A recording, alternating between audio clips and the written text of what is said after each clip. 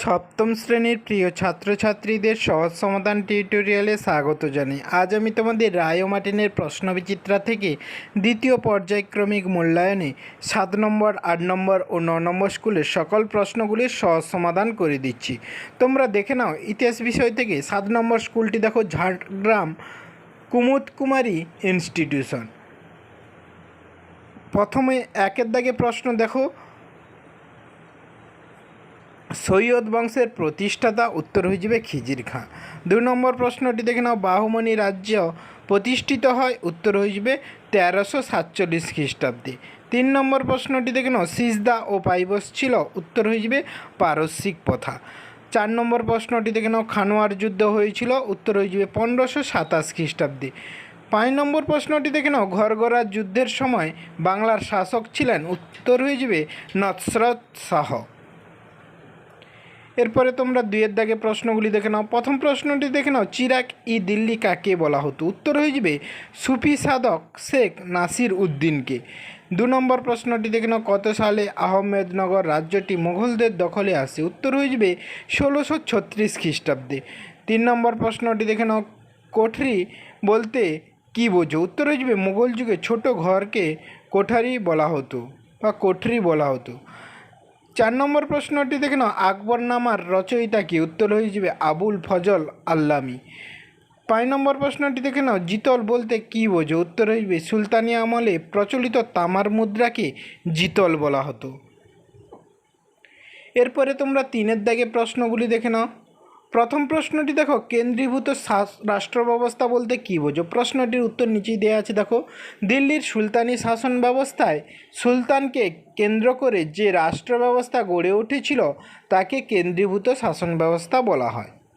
এরপরে তোমরা 2 দাগে প্রশ্নটি দেখে নাও, শাহজাহানাবাদ শহরটি কত খ্রিস্টাব্দে এবং কেন তৈরি হয়েছিল, উত্তর হয়ে যাবে শাহজাহানাবাদ শহরটি 1639 খ্রিস্টাব্দে তৈরি করা হয়েছিল, কারণ মুঘল সম্রাট শাহজাহান সুলতানি আমলে গড়ে ওঠা ধ্বংসপ্রাপ্ত দিল্লি শহরে রাজধানী গড়ে তুলতে চাননি, তাই তিনি নতুন এলাকায় শাহজাহানাবাদ শহরটি প্রতিষ্ঠা করেন। এর পরের প্রশ্নটি দেখে নাও, দহসালা ব্যবস্থা সম্পর্কে যা জানো লেখো। প্রশ্নটির উত্তর নিচেই দেওয়া আছে, তোমরা এখান থেকে দেখে খাতাতে নোট ডাউন করে নাও, না হলে তোমরা রায় ও মার্টিনের সহায়িকা বইতে এই প্রশ্নটির উত্তর পেয়ে যাবে। এরপরে দেখে নাও তোমরা 8 নম্বর স্কুলটি দেখো, Krishnanagar government girls high school. প্রথম প্রশ্নটি দেখে নাও, মোহাম্মদ ঘুরি মারা যান, উত্তর হয়ে যাবে 1206 খ্রিস্টাব্দে। 2 নম্বর প্রশ্নটি দেখে নাও, আলাউদ্দিন হাসান বাহমন শাহের প্রকৃত নাম, উত্তর হয়ে যাবে হাসান গঙ্গু। 3 নম্বর প্রশ্নটি দেখে নাও, রাজপুতদের গুরুত্বপূর্ণ দুর্গ ছিল, উত্তর হয়ে যাবে চিতোর দুর্গ। 4 নম্বর প্রশ্নটি দেখে নাও, মোগল আমলে ভারতে আমদানি হতো, উত্তর হয়ে যাবে ঘোড়া। এরপর 2 দাগে দেখো, সত্য মিথ্যা নির্বাচন করো। প্রথম প্রশ্নটি দেখে নাও, আলাউদ্দিন খলজির প্রধান সেনাপতি মালিক কাফুর দক্ষিণ ভারত অভিযানের নেতৃত্ব দিয়েছিলেন, কথাটি সত্য। 2 নম্বর প্রশ্নটি দেখে নাও, হুমায়ুন 3 বার শের শাহের কাছে পরাজিত হয়েছিলেন, কথাটি ভুল, কারণ 2 বার পরাজিত হয়েছিলেন। 3 নম্বর প্রশ্নটি দেখে নাও, 1556 খ্রিস্টাব্দে পানিপথের প্রথম যুদ্ধে আকবর আফগানদের পরাজিত করেন, কথাটি ভুল, উত্তর হয়ে যাবে দ্বিতীয় যুদ্ধে। পানিপথের দ্বিতীয় যুদ্ধ হয়েছিল 1556 খ্রিস্টাব্দে।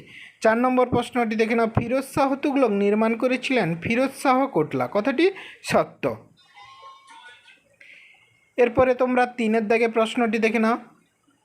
প্রথম বিবৃতিটি দেখো, মোহাম্মদ বিন তুগলক তামার মুদ্রার প্রচলনের উদ্যোগে ব্যর্থ হয়েছিল, উত্তর হয়ে যাবে ব্যাখ্যা 2, তামার মুদ্রাগুলি যাতে জাল না হয় সুলতান তার ব্যবস্থা করেননি। 2 নম্বর প্রশ্নটি দেখে নাও, বিবৃতি 1526 খ্রিস্টাব্দ ভারতের রাজনৈতিক ইতিহাসে অত্যন্ত গুরুত্বপূর্ণ,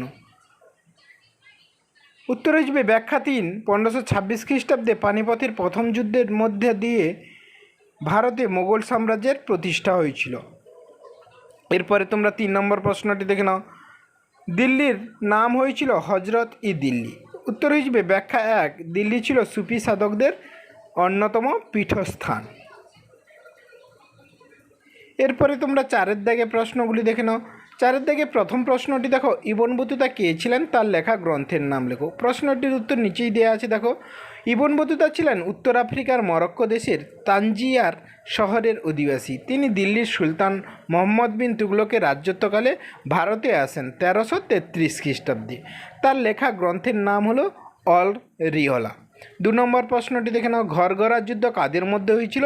এই যুদ্ধের ফল কী ছিল? মোস্ট ইম্পর্টেন্ট একটি প্রশ্ন। উত্তর হয়ে যাবে 1529 খ্রিস্টাব্দে ঘরগড়ার যুদ্ধ হয়েছিল দিল্লির মুঘল বাদশাহ বাবরের সঙ্গে বিহার ও বাংলার আফগান শক্তিজোটে ছিলেন সুলতান ইব্রাহিম লোদির ভাই মাহমুদ লোদি ও বিহারের শের খান এবং বাংলার শাসক নসরত শাহ। ঘরগড়ার যুদ্ধের ফল। ঘরগড়ার যুদ্ধের ফলে বাবরের জয়লাভ। ঘরগড়ার যুদ্ধে বাবর জয়লাভ করেন। 2 মুঘল সাম্রাজ্যের বিস্তৃতি। বাবর প্রতিষ্ঠিত মুঘল সাম্রাজ্য কাবুল থেকে ঘরগড়া পর্যন্ত বিস্তৃত হয়। এরপরের প্রশ্নটি দেখে নাও, 4 নম্বর প্রশ্নটি দেখে নাও, কুতুব দিল্লি বলতে কী বোঝো? উত্তর হয়ে যাবে কুতুবউদ্দিন আইবক দিল্লিকে কেন্দ্র করে সুলতানি শাসন প্রতিষ্ঠা করেন। সুলতান কুতুবউদ্দিন আইবকের সময়ে দিল্লি শহরে তৈরি হয়েছিল রাজপুত রাজাদের শহর কিলারাই।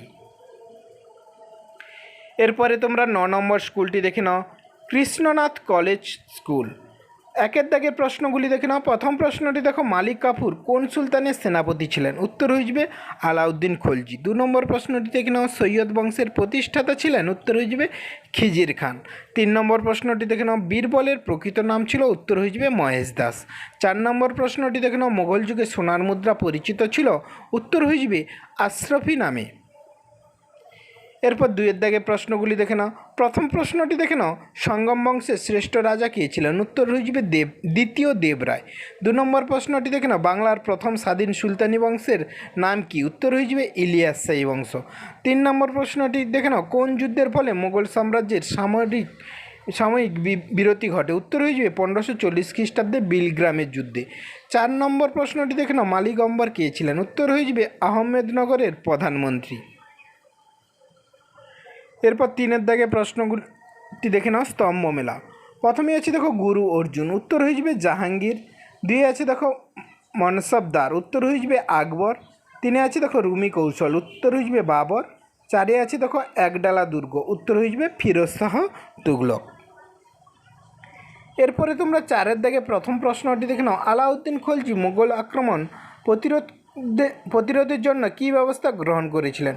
প্রশ্নটির উত্তর আমি এখানে নিচেই দিয়ে রেখেছি। এছাড়া তোমরা রায় ও মার্টিনের সহায়িকা বইতে প্রশ্নটির উত্তর তোমরা পেয়ে যাবে। দেখে নাও প্রশ্নটির উত্তর এখানেই দেয়া আছে। এরপরে দেখো নাও 2 নম্বর প্রশ্নটি দেখো, মোহাম্মদ বিন তুগলক কেন তার রাজধানী দিল্লি থেকে দেবগিরিতে স্থানান্তর করেছিল? প্রশ্নটির উত্তর এখানেই দেওয়া আছে, তোমরা এখান থেকে দেখে নাও, না হলে তোমরা রায় ও মার্টিনের সহায়িকা বই থেকে দেখে নেবে। 3 নম্বর প্রশ্নটি দেখে নাও, জামের যুদ্ধ কাদের মধ্যে সংগঠিত হয়েছিল? উত্তর হয়ে যাবে জামের যুদ্ধ 1528 খ্রিস্টাব্দে সফাবি ও উজবেকদের মধ্যে সংগঠিত হয়েছিল।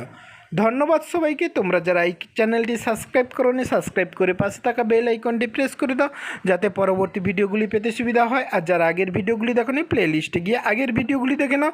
আর এখানে যে সকল বড় প্রশ্নগুলি আছে সেই প্রশ্নগুলির উত্তর তোমরা আগের ভিডিওগুলিতে পেয়ে যাবে। সেখানে এই সকল প্রশ্নগুলির উত্তর দেয়া আছে। আর যেগুলো বাকি থাকবে আমি পার্ট 2 ভিডিওতে এই প্রশ্নগুলির উত্তর দিয়ে দেব। ধন্যবাদ।